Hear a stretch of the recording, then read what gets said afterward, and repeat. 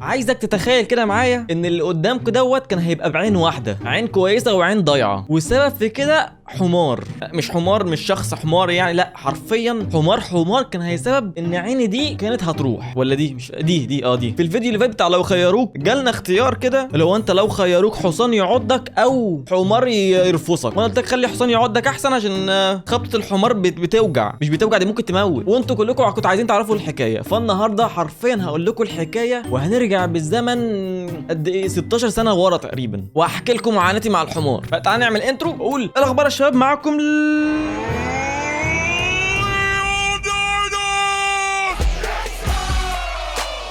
اهلا بيك شباب في فيديو جديد. قبل ما نبدا بس نعمل لايك وتشيك اشتراك وتشغل الجرس وتابع الفيديو لحد الاخر، عشان ايه هقول العبره من اللي حصل لي دوت والله العظيم. ماشي يا جدعان، في يوم من الايام لما كان عندي 10 سنين، كنت في سنه 5 ابتدائي، كنت قاعد متجمع كده مع شباب العيله عند عمي، وكبار العيله متجمعين وشبابهم واطفالهم كلهم متجمعين في مكان واحد. ففجاه كده واحد من الشباب يقول ما يلا بكره كلنا نطلع البلد، بما اننا بكره الجمعه وفاضيين ومش عارف ايه، فيلا بينا نطلع. طبعا كل الشباب والاطفال هيصوا يلا بينا يلا بينا ومش عارف ايه، بما فيهم انا حرفيا كنت هموت واروح البلد. كان تقريبا اول مره اروحها، وحرفيا كنت يعني كان نفسي اشوف خضار وحمير وجواميس والحاجات دي كلها. فكل قال يلا بينا يلا بينا، ماشي ما عندناش مانع يلا بينا وسهله، وهنجمع بعضينا في مكان ايه في عربيتين ولا حاجه ونروح. وطبعا ايه يلا فاهم يلا، ما اعرفش اللي هيحصل لي هناك. الفكره ان كل الكبار، ان عماتي والناس دي كلهم رفضوا، ما قدروش اصلا فاهم. لما تقلوا كده لك لا احنا ده فاهم ده هبل عيال يا عم، مش هنفاجئ كده يلا بيهوبا نروح ومش عارف ايه، محتاجه تخطيط الاول. فالشباب قال خلاص هناخد احنا بعضينا ونروح، وانا هموت واروح، انا هموت واروح حرفيا. فانا خدت نفسي كده اهو فاهم، مشيت واحده واحده، عملت وش الغلبان واللي هيبقى صعبان فاهم على اللي يكلمني. رحت مين؟ رحت لماما، قلت لها انا عايز اروح معاهم، شباب العيله كلهم وولاد عمي كلهم رايحين، كانوا كلهم معظمهم في سني يعني صغيرين، فانا عايز اروح وعايز اشوف كذا كذا كذا كذا. حرفيا اتقال لي كده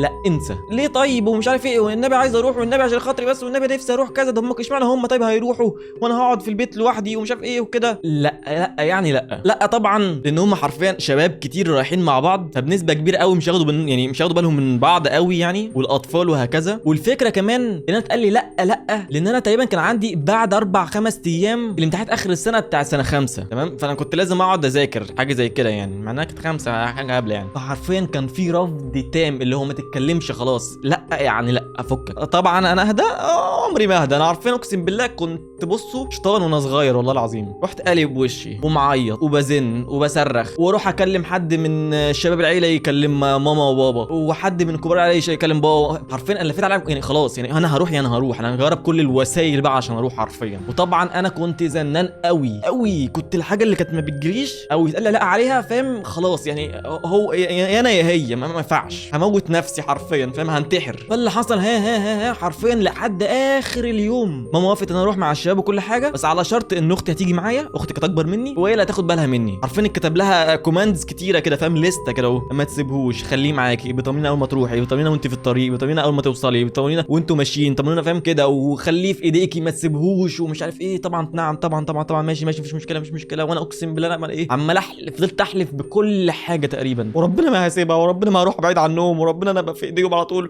ومش هلعب مع العيال، هفضل ماشي بس كده معاهم.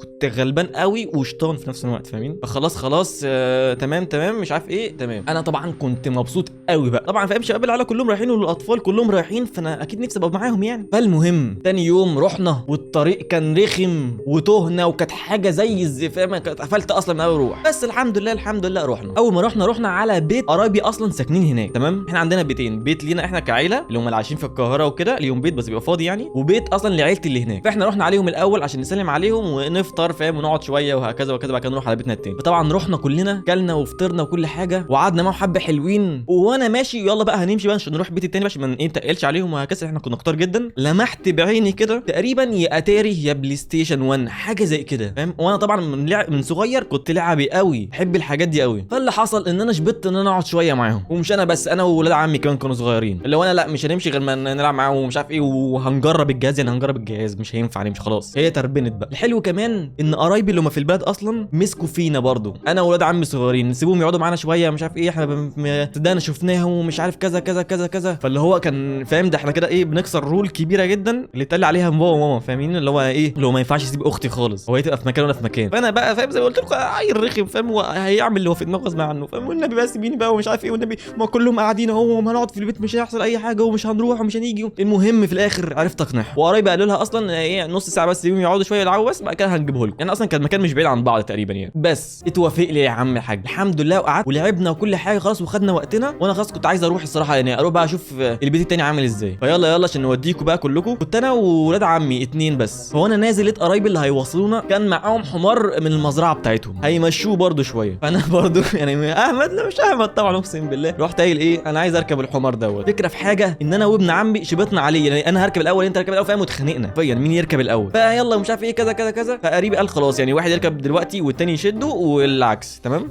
فانا رحت راكب الحمار وقريبي مشي بينا شويه خلاص رايحين بقى للبيت التاني. فابن عمي قال يعني دي ما انا لازم ابقى في حاجه اعملها طبعا، فطلب ان هو يمسك الحمار ويشدني بيه يعني فاهم، يمسك الحمار ويشدني. الحمار ساعتها اصلا واحنا قاعدين عليه ما كانش بقى في حاجه فوقيه ومش عارف ايه، كانت حته بس كده اهو حته مشمعه كده فاهم، مشمع كده وخلاص حاجه فاهم، يعني انت كانت في وجع رهيب تحت حرفيا فاهم، وكان معضم وابن لذينه، وفي بس حبل حوالين رقبته او تمام مش عارف اللي هو الجمع في بقه مش عارف حاجه زي كده، بس طبعا من قدام بقى مشدود بيه فاهم. قريبي قال له قشطه ماشي خد الحبل اهو وشده. اللي حصل بقى قريبي راح ماسك اللجام او ماسك الحبل بيديه لابن عمي، ابن عمي كان قدي ساعتها صغير برده، وهو بيديهوله الحمار عمل حركه غريبه والله العظيم فاهم، لو عمل نفر حاجه زي كده معرفش ايه اللي حصل بقى. ابن عمي راح مصرخ وما مسكش اللجام منه، الحمار راح مفزوع وحرفيا راح لافف بيا ورجع جري مش جري اقسم بالله مش حمار ده حصان ده رهوان والله العظيم.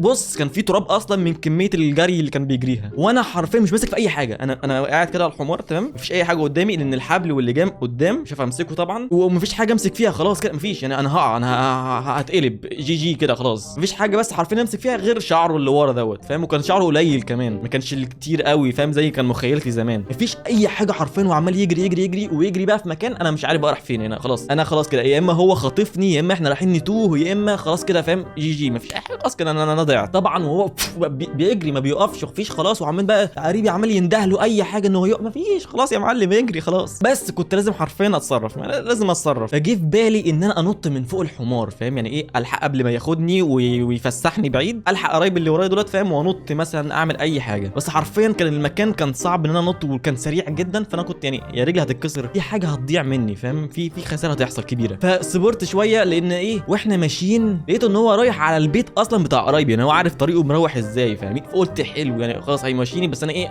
لازم بقى بالانس نفسي فاهم، يعني امسك شعر فاهم كده، وكان معضم قوي اقسم بالله طبعا واخدين بالكم معضم يعني ايه اللي هيحصل. الفكره ان احنا خلاص قربنا وراح ابن الذين معدي البيت فاهم، معدي مدخل البيت، انا قلت خلاص كده احنا مخطوفين، هو الحمار خاطفني فاهم هيطلب مني فديه اقسم خلاص. فطلع انه اصلا رايح المزرعه بس رايحها من ورا فاهمين، يعني هو المزرعه كانت ورا البيت بالظبط، هو رايحها من ورا، رايح هو من ورا وكان في كميه طين على الارض، وراح فجاه راح مفرمل، رحت انا واقع وقعه مش واقع بقى مثلا يعني ايه الحمار اهو وانا راكب اهو انا ما وقعتش كده اهو لا خالص، اللي حصل كده بص انا كنت اهو هو راح مفرمل رحت انا واقع كده اهو فاهم، انا وقعت تحت الحمار بالظبط، يعني انا احس فاهم في اللي هو ايه رجلي كده اهو رحت كده اهو بالظبط والله العظيم، رحت واقع تحتيه وقعه، طبعا لبسي كله باظ ويعني جسمي كله باظ من الطينه واتعورت في رجلي. فالفكره ان انا وانا قاعد تحت الحمار فانا وقفت كده اهو طبعا عشان بقى يعني كنت واقع فانا وقفت بنص جسمي يعني، فرحت عامل ايه بقى بذكاء يا عم الحاج، رحت انا عامل كده اهو رحت خابط في بطن الحمار تمام، يعني انا كنت واقع تحتيه بالظبط خبطت في بطنه، فالحمار راح عامل ايه يا عم الحاج طبعا يعني معروفه برجليه لقدام يا معلم، راح نافر رجليه لورا كده فاهم، يعني هو عامل اكنه فاهم بيخبط يعني في حاجه خبط فيها بينفرها كده اهو، فمين اللي وراه مش انا لا مش انا كانت عيني اللي وراه، حرفيا رجله راحت خبطه في عيني، كانت في عيني الشمال حرفيا عيني نورت من الخبطه، عيني نورت ورحت مصرخ صريخه انا زمان مش فاكر، بس انا كان في صدى صوت بعديها فاهم، يعني في حاجه حصلت مفيش 5 ثواني يا معلم، وبسبب صوتي لقيت قرايبي كلهم نازلين من البيت وبيجروا، لقيتهم كلهم بصوا لي وعملوا كده اهو والله العظيم. انا قلت انا اتعميت كده فاهم، انا قلت خلاص كده انا فاهم ايه هو ايه، يا اما دخل عيني جوه بقى طلعت في قفايا، العين وقعت، ما في حاجه راحت، في مصيبه حصلت. راحوا شدني بسرعه من تحتيه وراح مدخلين البيت ومنضفين لبسي كله من الطينه، وجري راحوا جايبين تلج وحاطينها عليها وعلى رجلي اللي كانت متعوره، وعمالين يقولوا خير خير ان شاء الله مش هيبقى فيها حاجه، ان شاء الله مش هيبقى فيها حاجه، ان شاء الله مش هيبقى فيها حاجه. وانا كنت هموت من الوجع يعني حرفيا كان وجع ابن لذينه والله العظيم. تخيل انت رجله يعني فاهم شبه حديد والله العظيم، وانا عمال اعيط اعيط اعيط، مش بعيط من الوجع ولا خايف من الوجع ولا ان عيني تروح، لا لا لا لا لا، انا خايف ان انا ايه اللي هيحصل لما ماما تشوفني باللي حصل لي دوت، او اختي اللي انا اقنعتها تسيبني تشوفني باللي حصل لي دوت. فاهمين ان انا اقنعتهم وكانوا رافضين رفض تام ومش عارف ايه، وانا هبقى معاهم ومش هسيب ايديهم والله العظيم. انا بقى كنت خلاص حرفيا كنت عامل على نفسي برعب ان بعد ما عملت معاهم كل ده هناك انا رايح لهم بمصيبه. فاهمين؟ اقسم بالله ده كان خوفي الوحيد والله العظيم. ما كنتش خايف خالص حرفيا ان انا عيني تروح او يحصل فيها خالص خالص، ما كانش في بالي خالص. طفل كنت خايف ازاي هروح لماما وتشوفني بالمنظر دوت بعد انا ما خليتها توافق باعجوبه. قعدت في البيت بتاع قرايبي دوت شويه حوالي ربع ساعه ولا حاجه، وانا اقسم بالله فضلت اقول يلا انا عايز اروح انا عايز اروح، وديني لاختي مش هقعد ومش هركب اي حمار تاني. فطبعا خدوني وراح مديني حته كده فيها تلج وانا ماشي بيها كده وماشي كده فاهم، وحرفيا في كميه سيناريوهات جت في بالي عامل حاج من اللي هيحصل لي من اختي واللي هيحصل لي من ماما وبابا والله العظيم لما اروح. فالمهم رحنا على بيتنا التاني، شباب العيله كلهم طبعا كانوا متجمعين هناك وقاعدين بيضحكوا وبيهزروا ومش عارف ايه، والباب بيفتح وانا واقف لقيتهم كلهم والله العظيم كلهم. انا قلت اقسم بالله فكره في حاجه ان انا حرفيا يعني لما كنت عند قرايبي التانيين ما شفتش، يعني ما حدش جاب لي مرايه او حاجه، او في طبعا ما كانش فيه موبايل ساعتها ان هو بيبقى بكاميرا، قليل قوي اللي كانوا معاهم موبايلات بكاميرا فاهم ان انا اشوف اللي حصل لي حاجه زي كده فاهم. فانا قلت خلاص انا في حرفيا في حاجه عينيا دخلت لجوه وعينيا اتلوحت، في دم نازل، في مصيبه خلاص انا مش شايف اللي حصل بس انا حاسس بوجع بس. اختي طبعا جريت عليا ايه اللي حصل ايه اللي حصل في ايه في ايه في ايه، طبعا اتحكى لها على كل اللي حصل، وانا كنت عمال اعيط والله العظيم ما انا مش انا السبب، ده ابن عمي هو اقسم بالله الرمل بتاعه ما شدش الحمار كويس فاهم. وانا كنت حرفيا كنت متغاظ منه قوي لان هو حرفيا السبب فاهم، هو مش هو السبب يعني، هو صغير طبعا وخاف من الحمار كان ممكن يعضه حاجه زي كده. فبصت عليها حرفيا يا جماعه الخبطه جت في العظمه دي، في عظمه هنا لو انت مشيت كده بايديك هتلاقي في عظمه فيها تجويف فاهمين، طرف العظمه دي كانت الخبطه بتاعه الحمار، وكانت جت كده وجت فيها شطره كده فاهم، يعني خبطه كده بالجنب كده وكانت نزلت دم بسيط قوي، بس الفكره كانت كلها حمراء، كانت محمره الحته دي كلها كانت حمراء فاهم، كان حرفيا ايه دخلت في قطر حاجه زي كده، ما كانتش ازرقت لسه. طبعا عملت دربكه لكل اللي قاعدين وهم كانوا عايزين اصلا يقعدوا يعني فتره شويه حبه صغيرين، فطبعا انا قفلت لهم اليوم كله وروحتهم بدري. الفكره ان انا كنت عايز اقعد، انا كنتش عايز اروح فاهم، انا ما كنتش عايز اروح، انا عايز ابات بقى ايه اقضي طول حياتي هنا فاهم في البلد، مش عايز اروح اشوف ماما عشان هيشوفوني خلاص يلا بينا مش هينفع نستنى كده عشان ايه لو فيها حاجه فيها مستشفى حاجه زي كده فنلحق الموضوع يعني. واحنا في الطريق جت في بالي فكره ان اختي تكلم بابا وماما ايه تهيئ لهم الموقف فاهم، قبل ما نروح كده اهو تهيئ لهم الموقف عشان ايه ما يتخضوش يعني. ففعلا اختي اقتنعت وراحت مكلمه بابا وماما، قالت لهم مروان اتخبط في عينه ومش عارف ايه، حمار خبطه ومش عارف ايه، بس الحمد لله سليمه ما جاتش في عينيه العظم بس ومش عارف ايه، بس ايه وجعاه شويه وبيعيط بس ان شاء الله خير يعني. طبعا انا سامع فاهم في زعيق جامد فاهم، زعيق في الموبايل من الناحيه الثانيه طبعا بابا فاهم، وانا قلت يا نهار اسود خلاص كده انا مش هشوف خروج تاني طول حياتي. طبعا روحنا على بالليل جدا ووصلنا، وبسبب الخبر دوت عيلتي كلها كانت متجمعه في بيت عمي. احنا يا جماعه كانت عماره العيله يعني، عمي كان الاول في الدور اللي تحت يعني واحنا كنا في الدور اللي فوق، فعيلتي كلها بما فيهم بابا وماما كانوا متجمعين عند عمي، فاحنا هنخش عليهم على طول الاول. طبعا بقى انا رحت واقف على الباب كده اهو وهو بيخبطوا واحنا داخلين بقى، وباخدت نفس عميق قوي فاهم، قلت اللي يجرى يلا بقى اللي حصل مش مهم. اول ما اتفتح فاهم اتفتح اقسم بالله انا حاسس المشهد كان سينمائي والله العظيم فاهم، الباب كان ايه فاهم كده كلهم راحوا بصوا لي عملوا ايه بقى عملوا ايه كده اهو. والله العظيم لا مش كلهم زي ماما بس اللي عملوا كده اهو فاهم، واتخضت جدا جدا جدا لان ايه بقى على ما وصلت لهم كانت بدات تزرق وتورم شويه فاهم، يعني بدات تورم وتزرق، يعني لو كانت شافتني في الاول كانت قشطه كان دي خبطه عاديه فاهم، احمرت شويه مفيش حاجه وفي خط ما بين ان هو ايه قطع او فاهم محتاجه خياطه بس مش محتاجه خياطه قوي فاهم، فقشطه يعني فاهم، وكانت عيني باينه مفيش حاجه. على ما رحت بقى كانت ازرقت شويه وبدات تورم فاهم، وعيني بدات تقفل، يعني دي بدات تقفل شويه فاهم كده اهو فاهم. طبعا اتخضوا عليا جدا جدا، ولفيت على واحد من كبارات العيله فاهم، طلعوا بقى الدكتور اللي جواهم، الواحد بقى بيشوف بقى عينيا ايه اللي حصل، وقفت عينيك بص يمين بص شمال ومش عارف ايه. بس الحمد لله النتيجه طلعت الحمد لله ان هي ما كانتش في عيني خالص، جت في العظمه اللي جنب عيني. يعني حرفيا لو كان رجل الحمار كانت تخينه شويه كانت عيني راحت خلاص، كانت خلاص كده انا عيني اتصفت فاهم، ويا داخل لجوه بقى في حاجه حصلت، كانت في مصيبه حصلت. الفكره بقى مش في كده، انا قلت لكم في الاول ان انا كان بعد 5 ايام تقريبا كان امتحانات اخر السنه بتاعت سنه 5، فانا حرفيا رحت الامتحانات وانا عيني كانت كده اهو، يعني فاهم عيني كانت مقفوله من الورم اللي هنا كان مغطي على عيني حرفيا، كنتش عارف افتحها خالص. طبعا خوفي ما كانش كده خالص ان انا ممكن ده ياثر على الامتحانات او رؤيتي او حاجه،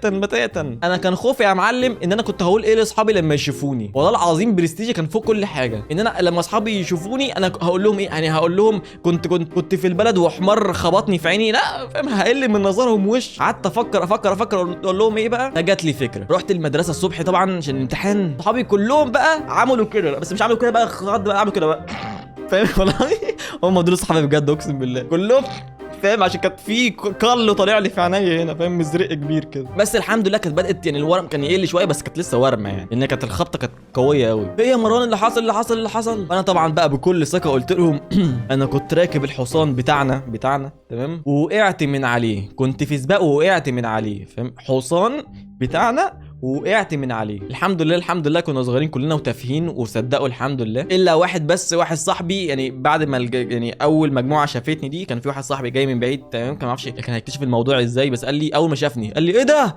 مين ضربك ده، مين الحمار اللي عمل فيك كده فاهم.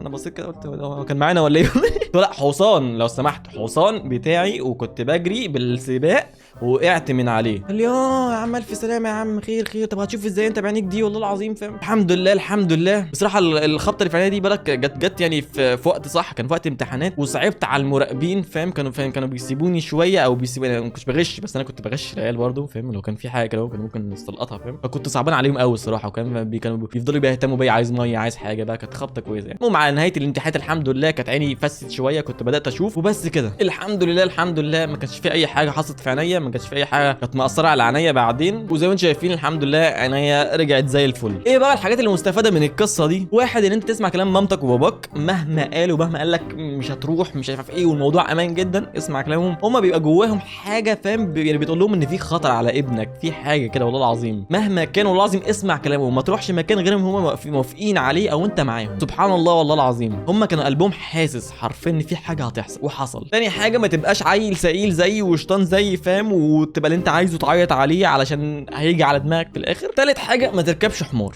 ما تركبش ولا حمار ولا حصان فاهم، غير ما انت متاكد او في حاجه قاعد عليها كويس وفي لجام ماسكه في ايديك فاهم، متحكم في الحمار او في الكائن اللي انت راكبه دوت، والله العظيم وحسبي الله ونعم الوكيل. الحمد لله يعني لسه موجوده الحمد لله. بس كده كفايه، دي كانت حكايه النهارده وفيديو النهارده، اتمنى تكون الحكايه عجبتكم ويعني ايه وخدتوا عظه منها. انا عندي شويه حكايات برضو في يعني مصايب حصلت لي برضو، واحده في اخر امتحان تقريبا بتاع ثالثه اعدادي حاجه زي كده، وفي حاجه ثانيه حصلت مصيبه برضو، يعني في اوقات غلط حصلت لي فيها، ايدي اتكسرت وحاجه زي اشرحها لكم. بس المهم لو انتوا حابين السلسله دي تكمل فانتوا اعملوا لايك للفيديو دوت، نوصل الفيديو دوت ل 30000 لايك، وقولوا لي رايكم تحت في الكومنتات في الحكايه دي، واني اصلا اكمل يعني فاهم، لو جات لي اي حكايه جات لي في دماغي حاجه زي كده وافتكرتها ممكن احكيها لكم، فانتوا قولوا لي تحت رايكم في الكومنتات في الحكايه دي. بس كده اتمنى يكون الفيديو عجبكم، يا ريت تعمل لايك للفيديو دوت وتشترك في القناه اشتراك وتشغل الجرس وتتابعني على كل السوشيال ميديا ماشي. وبس كده اشوفك الفيديو جاي ان شاء الله، و جود باي.